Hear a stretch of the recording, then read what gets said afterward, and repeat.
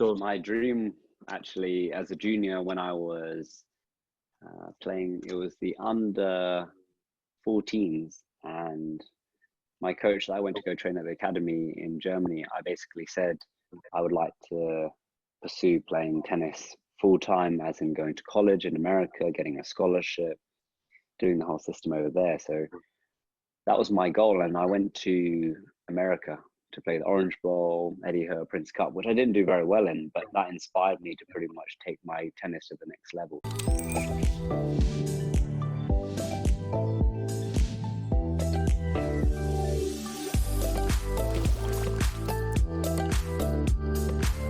So I went to Jacksonville State, and that was the Div 1 uni that I played at for 2 years.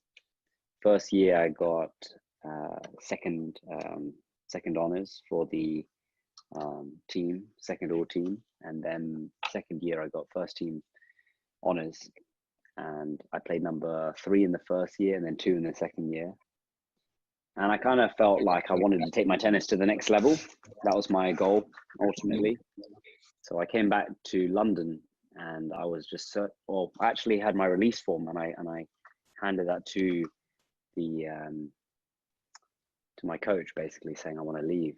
So it was quite devastating for the rest of the team, and I didn't quite know what was going to happen myself. It was quite an exciting journey, but also not knowing what was going to happen. Yeah. But I always was the type of person to just take the risk and like go after kind of what I wanted. And I couldn't find a scholarship that was going to actually pay me. I looked at Nebraska and then Tulane. I think it was those ones.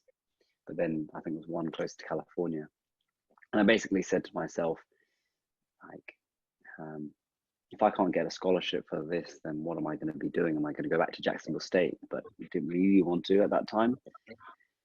So the scholarships didn't pan out because they weren't going to offer me a high enough scholarship. So I'd have to pay quite a lot of money. It's an expensive uni. So I found a sponsor, actually, fortunately, as a hitting partner in London, where I work right now, David Lloyd's, Finchley. Yeah. And he offered to basically sponsor me for the year and give me quite a bit of money to travel and play. So I basically left uni, moved to Germany that summer, saved up the money, and went pro for the year. So I gained about 3 ATP singles points, bumped into you along the way in Turkey, and played doubles together, and then I got to 2 semis and 1 final in the doubles. But unfortunately, I got a bit injured that year, and then ran out of money. And then I ended up also in Qatar, and I was coaching a top. He's not a Qatar boy. He's not from Qatar, but he's a Syrian boy, and he's only aged like 12 when I was coaching him. But he was a top. He was a top player, actually. And that kind of inspired me to want to carry on coaching and pushing myself a little bit more along the coaching route. And I felt like, since I couldn't afford to carry on playing as a tennis player, I thought, what's the next step in my journey? So then I basically decided to leave Qatar and leave Germany and come back to London to work as a tennis coach. And that's where I decided to come to University of East London to pursue sports science, and just finishing my degree now, basically coaching for the past 3 years alongside studying, and then recently doing all that sports modeling stuff as well. That's picked up a lot actually since COVID, and basically brought me to where I am today in doing a bit of strength conditioning, tennis coaching. Used to be a tennis player, and now the journey hopefully will take me towards furthering my tennis knowledge as well as strength conditioning knowledge. That would be my big goal ultimately. I felt just though training on clay and being away from home just made me be a bit more independent. Just like being in America, I could keep my head down and actually work and train myself. Personally, I thought being abroad as well just opened up my eyes to a lot more things, and being cushioned at home with being with the family, always getting fed and into the routine with friends. I probably would have not been on that straight and narrow road towards being professional. That's why I also decided Germany would be a good option. So one of the biggest challenges was the experience. I was not like playing the ITF juniors, traveling the world and all of that kind of stuff. So I basically said to myself when playing the pros, like this is literally like the first time I'm doing all of this. But I've literally dived in the deep end and I'm going in hands first, like head first.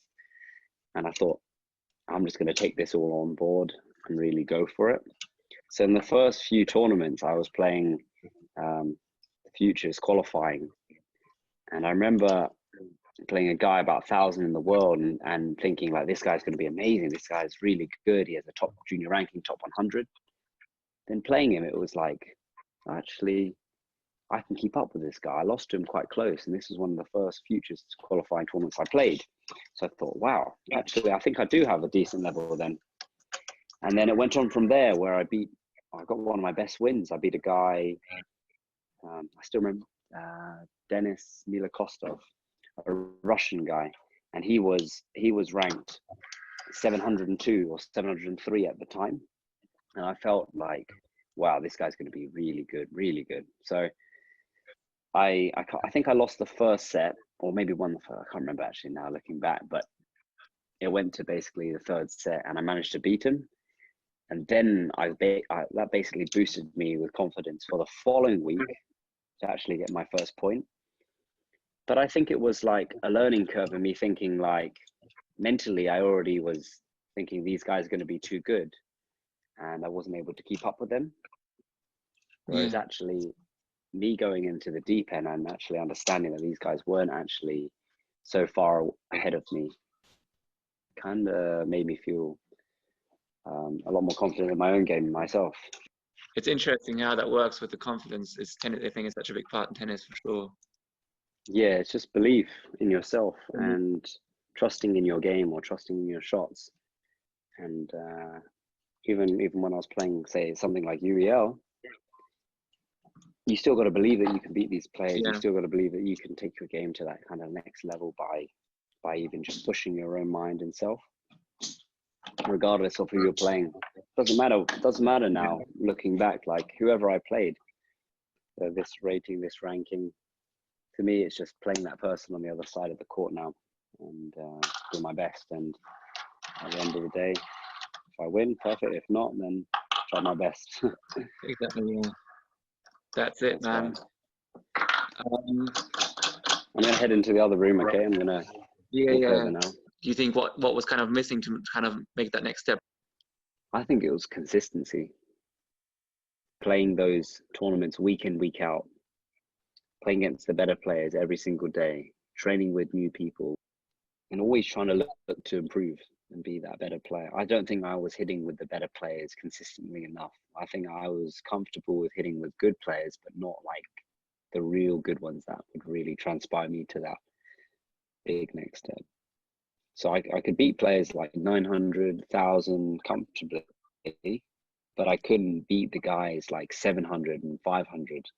I'll always be so close. A lot of the top players I see now, they get out of the futures level. They get out of that lower level tournaments.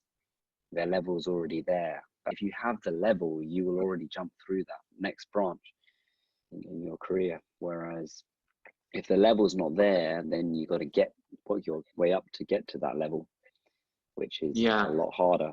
So you got to already be pushing yourself to that certain standard, hitting with the best quality players that you can hit with, to have that level so that when you go to the tournaments, you'll already be competing at that.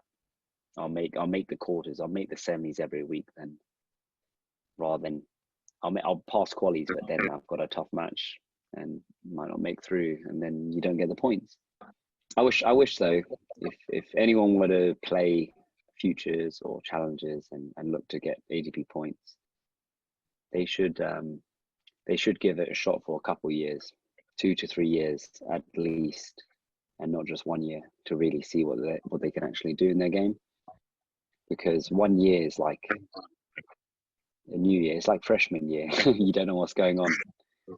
Yeah. Jump in. Whoa, my God, this guy's playing. This guy's playing. I played like people like Lucas Rosol. in doubles, and I Yeah. thought, what the hell? Like, this guy is amazing.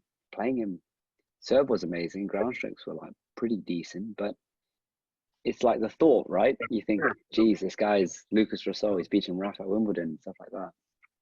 Tricks your mind. But the more you put yourself in those situations, then the more comfortable you feel, the more relaxed you are in those situations, and then you feel like you actually belong there, rather than seeing like, I wish I could be like that. And then you actually think, I can be like that. Yeah. It's also always what I thought. I mean, in whatever, it's just a year is just so short, isn't it? Oh man, when you really think back to yourself as a junior, and then wanting to play pro, and then when you do play pro, you only play for a year. But yeah, you and you trained hear that what? so many times. I'm gonna give myself a year. You hear that so many times, and it's like you've been playing this for 23 years of sport or whatever. You think this 1 year is gonna be completely different. Like give yourself. You know what I mean? Yeah, Yeah. that's where I would say to any junior, any up and coming top junior, is like, give yourself time. If you've got the financials, or you somehow, like everyone says, like, make it happen. Like, do whatever you can to play pro tennis as long as you can. Like, you'll hustle, you'll do coaching this.